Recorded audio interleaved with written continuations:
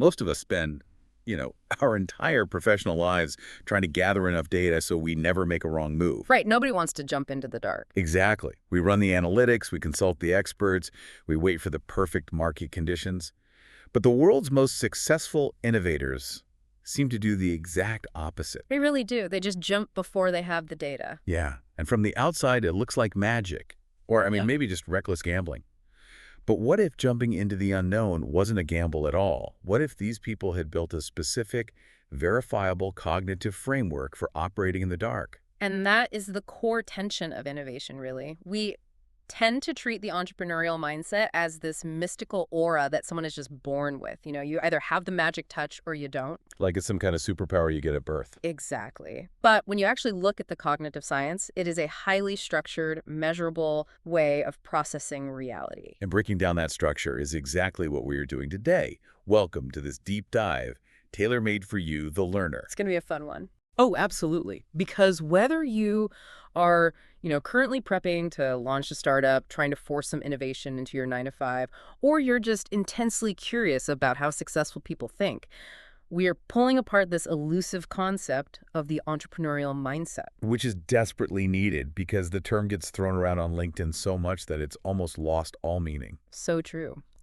To get past the buzzwords, we are relying on a massive 2021 study from the Journal of Small Business Management. The researchers Daspit, Fox, and Finley were basically tired of all the vague definitions, so they conducted a systematic review. Yeah, they started with over 560 academic papers. 563, I think? Right, and they distilled all that noise down to the 61 most vital publications across multiple disciplines. It's an incredible resource. Our mission today is to cut through the jargon. We're going to figure out what this mindset actually is, where it comes from, the very real dangers of relying on it too heavily, and how you can systematically build it in your own life. And the best part, you don't have to read a stack of academic journals. We did that for you. And before this paper, I should mention, the literature was completely fragmented. How so? Well, a psychologist defining the mindset looked completely different from an engineer or a sociologist defining it. This study finally forces the entire field into a single, cohesive framework. Okay, let's unpack this. If we're going to build this cognitive framework, we first have to strip away the buzzwords and define our terms. The researchers looked at past definitions from heavyweight scholars, people like McGrath, Macmillan, and Ireland, and they found 6 recurring themes, right? Right. Regardless of the discipline, these 6 elements just kept appearing. First, a focus on value creation. Second, the ability to recognize and act on opportunities. Okay, pretty standard so far. Yeah, but then it gets deeper. Third is remaining adaptable and resilient. Fourth, maintaining a specific cognitive perspective. Fifth, making decisions with limited information. And sixth, operating in conditions that are uncertain and complex. I'm looking at that list, specifically the part about making decisions with limited information and remaining adaptable. If I'm playing devil's advocate here, isn't that just a highly academic way of describing someone who is successfully winging it?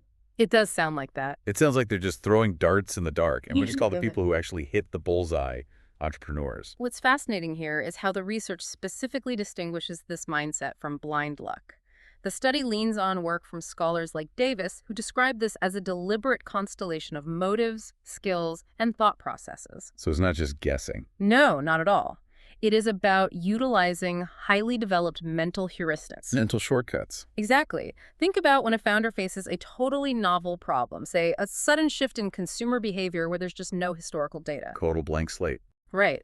They aren't just guessing, they are rapidly deploying rules of thumb that they developed from past experiences across totally different domains to process the tiny fragments of information they do have. Oh, so they are building a bridge out of contextual clues while they are actively walking on it. That's a great way to put it. That is a measurable cognitive skill, and it leads directly to the researchers' integrated definition. Loy on me. They define the entrepreneurial mindset as a cognitive perspective that enables an individual to create value by recognizing and acting on opportunities, making decisions with limited information, and remaining adaptable and resilient in conditions that are often uncertain and complex. Wow, okay. It is a dense definition, but it shifts the focus entirely. It really does. It's not a personality trait. It's an active processing system. Which begs the question, if this mindset requires such a delicate balance of rapid adaptation and complex heuristic processing, Are we just asking people to be born with a superhuman brain? Or is this something the environment forces onto us? Well, the research breaks this down into antecedents root causes, basically, at a few different levels. At the individual level, two major factors really stand out. Okay, what's the first one? The first is self-efficacy. This is highlighted in some great research by Zhang and Chun. And this isn't just generic self-esteem. Not just looking in the mirror and saying, I'm great. No, it's highly specific. It's this deep-seated confidence that you can acquire and utilize resources you do not currently possess. Oh, I see. Like looking at an empty bank account and an unfinished prototype and fundamentally believing that your own agency is the only bridge you need between that reality and a finished product. Yes, the environment is basically viewed as malleable raw material. But the second factor, and arguably the more critical one, is metacognition. Okay, metacognition. The paper talks a lot about this. It does. Research points to this as the absolute engine of the entrepreneurial mindset. Metacognition is essentially thinking about your own thinking. It's like being movie director instead of just an actor in the scene. Yes, exactly. Expand on that. Well, most people are just acting in the scene, right? They're reacting to a late shipment, getting angry at a rude client, just following the script of their emotions. Metacognition is stepping behind the camera while you are still in the scene. We're watching yourself perform. Right. You are experiencing the late shipment, but you are also watching your own brain process the frustration, and you can actively decide to swap out your cognitive strategy in real time. And that mechanism, swapping the cognitive strategy, is the absolute key. When an environment is completely uncertain, you don't know which mental framework will actually work. You're just trying things out. Right. You might start by trying to negotiate with a failing vendor, realize halfway through the conversation that the strategy is failing, and instantly shift to a totally different framework, like, I don't know, acquiring the vendor instead. That's a big pivot. But if you lack metacognition, you just get stuck pushing the failing negotiation simply because you can't observe your own thought process. And your ability to direct that mental movie is obviously shaped by your life experiences. The study mentions that education, travel, and even parenthood change your metacognitive abilities. Yeah, any major life shift forces adaptation. But what really caught my eye was the geographic component. Oh, the native versus non-native stuff. Yes. The research found that entrepreneurs who are native to a geographic area have entirely different mindsets than non-natives. But wait, if I move to a new city to launch a tech startup, does my lack of local context actually put me at a cognitive disadvantage, regardless of my raw business skills? It doesn't necessarily put you at a disadvantage, but it drastically changes the heuristics you can rely on. How so?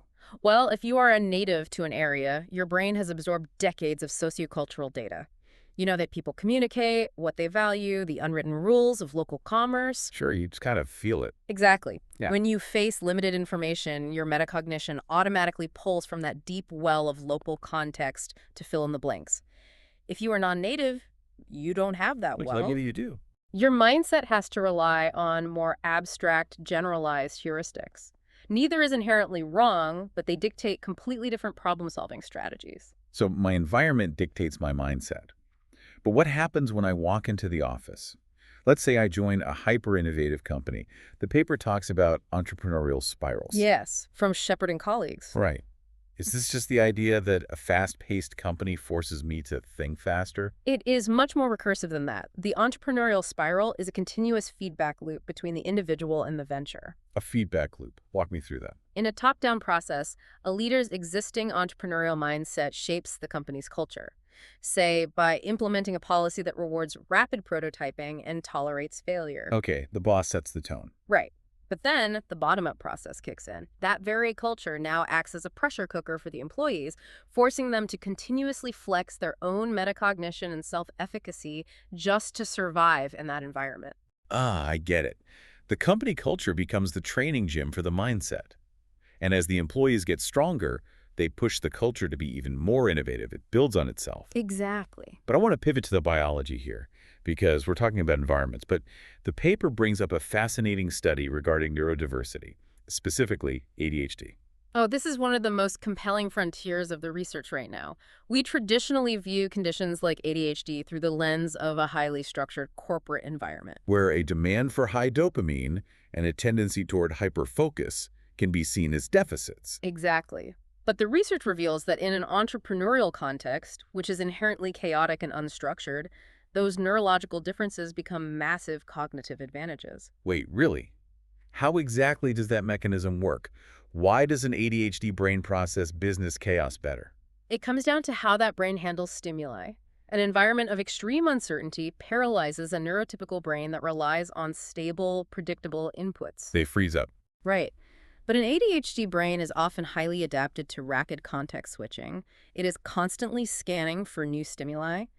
So when a startup loses its funding or a product completely fails, the ADHD entrepreneur exhibits much higher entrepreneurial alertness. So their brain isn't frozen by the loss of the rules. Exactly. It immediately hyper-focuses on the new chaotic variables to synthesize a completely unconventional coping heuristic. That is wild. It essentially means the very cognitive style that might get you written up in a traditional middle management job is the exact biological machinery needed to navigate a startup through a crisis. It completely reframes how we should be viewing talent and neurodiversity, doesn't it? It really does.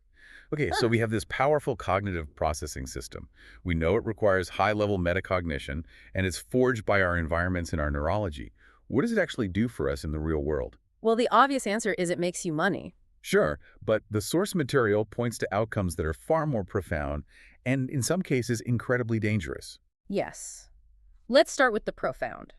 At the individual level, this mindset is a powerful engine for identity renewal. Identity renewal, like reinventing yourself. Exactly.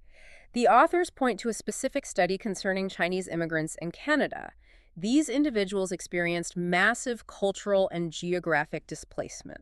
Their previous professional identities were essentially erased by the move. Right. But by deploying their entrepreneurial mindset, by basically treating their own lives as a complex environment with limited information, they systematically constructed entirely new entrepreneurial identities. They weren't just building businesses. They were using the mindset to build a new version of themselves that could thrive in a foreign ecosystem. It's incredible resilience. And beyond identity, this mindset gives individuals the unique ability to balance deeply conflicting goals. Conflicting goals, like what? Consider social entrepreneurs. They live in a constant state of friction. They have a social logic, a desperate need to solve a community problem, and a commercial logic, which is the cold reality that they need revenue to survive. Yeah, most people would just compromise, doing both poorly. They'd water down the social mission to make a buck, or they'd go broke trying to save the world. Exactly. How does the mindset actually prevent that? Through cognitive adaptability. The metacognition we discussed allows the social entrepreneur to essentially compartmentalize and integrate these logics dynamically. So they don't just mash them together. Right. Instead of a static compromise, they can view a single problem through the commercial lens on Monday to secure a supply chain, and then switch seamlessly to the social lens on Tuesday to distribute the product. They hold the contradiction in their minds without letting it paralyze their decision-making. That is the superpower. But every superpower has a fatal flaw. And here's where it gets really interesting. The paper dedicates significant space to the dark side of this mindset, specifically a concept called the escalation of commitment. Oh, this is the trap that catches even the most seasoned founders. To succeed as an entrepreneur, you have to possess an almost irrational level of persistence. We have to ignore the haters, basically. Right. When the data says you should quit and the market says you will fail, you have to put your head down and push forward anyway. But wait. If your entire cognitive framework is built on ignoring the warning signs and believing in your own self-efficacy, how do you know when the warning signs are actually right? Well, you often don't. That persistence curdles into an escalation of commitment. It is like a pilot flying a plane who trusts their internal instrument panel so completely that they refuse to look out the window and see the mountain approaching. Oh, wow. Because the founder is so deeply committed to their vision, they stop doing contingency planning. They become overly optimistic about their ability to pivot out of danger. And they lose the capacity to objectively evaluate when a strategy is fundamentally failing. Exactly. So the very mechanism that allowed them to launch the business, that blind, aggressive persistence, becomes the exact mechanism that destroys it. For anyone listening right now thinking about their own projects, that is a terrifying line to walk. It is. How do you know if you are being a gritty, resilient entrepreneur or if you are just flying your career into a mountain? This raises an important question about your regulatory focus. Psychology tells us we generally operate in one of two modes. First, there's a promotion focus. Okay, what does that mean? That's approach motivated. It's all about seeking gains, aggressive growth, taking big swings. The other mode is a prevention focus, which is avoidance-oriented. It focuses on minimizing losses and fulfilling duties. Let me put a real-world scenario to this just to make sure I'm grasping the mechanics here. Let's say a listener runs a manufacturing company, and their primary overseas supplier suddenly goes bankrupt. Okay, total chaos. Limited information. Exactly. If they're in a promotion focus, what do? A promotion-focused founder sees the chaos as a gap in the market. They might aggressively pursue a brand new, unproven supplier in a different country to try and leapfrog their competitors. Accepting a high risk for potential massive gain in market share, Right. and they have a prevention focus. They look at the exact same bankruptcy, and their brain immediately seeks to stop the bleeding. They will lock down their cash flow, call their existing secondary suppliers to secure whatever inventory is left, and prioritize keeping their current clients happy. Rather than trying to acquire new ones. Exactly. So the danger of the escalation of commitment happens when you apply the wrong focus to the environment. They nailed it. If your company has 3 days of runway left, and you are stubbornly stuck in a promotion focus, trying to launch a new product instead of stopping the bleeding, your entrepreneurial mindset is literally killing your business. You have to use your metacognition to constantly ask yourself, does this specific crisis require me to play offense or defense? Precisely. If you misread the environment, your cognitive framework works against you. So what does this all mean? We know the mechanics of the mindset. We know the dangers of the dark side. Can we actually train our brains to do this? Or is teaching entrepreneurship just a way for universities to sell really expensive degrees? It is highly teachable, but not in the way most people think. Out of the publications reviewed, nearly 30 of them focused entirely on pedagogy, how we actually teach this stuff. And what did they find? The first major takeaway is that this is no longer just for business schools. Developing this mindset is now considered vital in science, engineering, and the arts. I suppose that tracks. I mean, a research scientist developing a new drug is facing years of failure, massive uncertainty, and constantly shifting variables. Right, they need to manage their regulatory focus just as much as a CEO does. But how do you actually teach someone to think like that? The data points to integrated learning techniques. You cannot teach this with a multiple choice test or a textbook. You have to combine traditional knowledge transfer with highly active experiential learning. Like what? Specifically simulations, design thinking exercises, and rapid prototyping. Why prototyping specifically? Is it just about learning to build things faster? No, it is about forcing the development of metacognition. When you build a rapid prototype and test it, it is almost guaranteed to fail in some way. Sure, it's just a rough draft. Right. And watching it fail in real time forces the student to step behind the camera, as you put it earlier. They have to observe their own flawed assumptions taking physical shape. They can't hide from the failure. Exactly. They analyze why their initial cognitive strategy didn't work, and they immediately synthesize a new one. The prototype is just the physical tool used to force the brain to practice pivoting. But the paper also notes something that really complicates this whole training idea. There isn't just one monolithic entrepreneurial mindset that we're trying to teach. No, there isn't. The authors highlight research indicating that distinct types of mindsets emerge based on the individual's core values. Yes, this was fascinating. The cognitive framework is the same, acting in uncertainty, but the North Star guiding those actions changes. Right. The research identifies mindsets that are people-oriented, purpose-oriented, or learning-oriented. Let's test that out. Say a startup just lost its biggest client. It's a devastating blow. Total uncertainty. How do these different mindsets process that identical crisis? Okay, well, a founder with a people-oriented mindset will immediately use their heuristics to stabilize the team. Their priority in the chaos is preventing a panic, ensuring payroll is secure, and maintaining the human capital. They view the crisis through the lens of community survival. Yes. Okay, what about the learning-oriented founder? They look at the lost client as a massive data point. They will immediately tear apart the failure. Why did the client leave? Was it the product?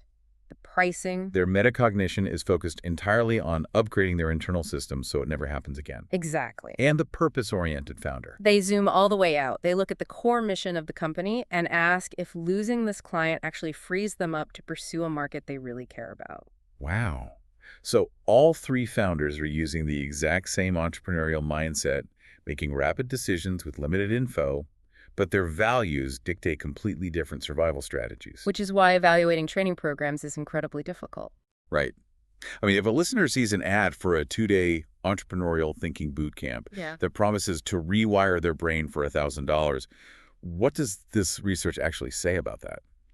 The research is unforgiving on this point. Short-term interventions do not work for sustained cognitive development. So save your money. Pretty much. You might learn some new vocabulary, but you cannot fundamentally rebuild your metacognitive reflexes over a weekend. It's like trying to get ready for a marathon by doing one 12-hour workout on a Saturday. Your muscles just don't adapt that way, and neither does your brain. If we connect this to the bigger picture, the researchers emphasize that the mindset develops through long-term structural reinforcement.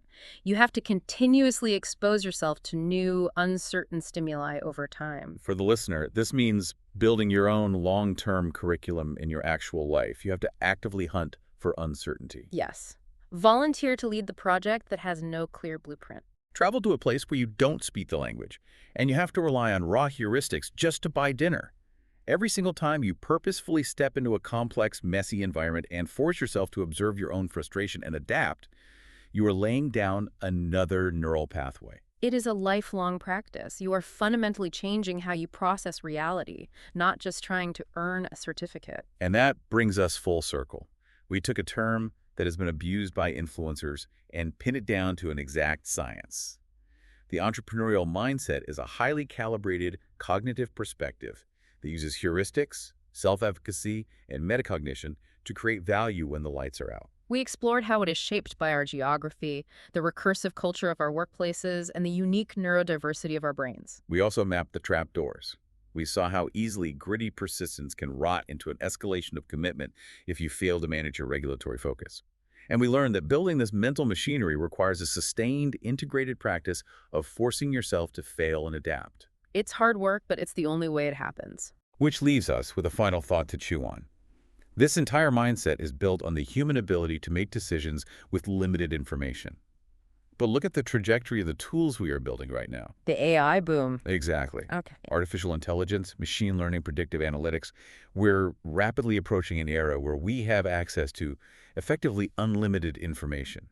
The algorithms are doing the heuristic processing for us. Taking the guesswork out of it. Right. But as the fog of uncertainty gets burned away by big data, will the entrepreneurial mindset of tomorrow be less about how cleverly our brains can fill in the blanks and entirely about having the sheer human courage to take action when the algorithm simply says uncertain? When that digital map inevitably cuts out and you are staring at the wilderness, are you ready to read the landscape yourself?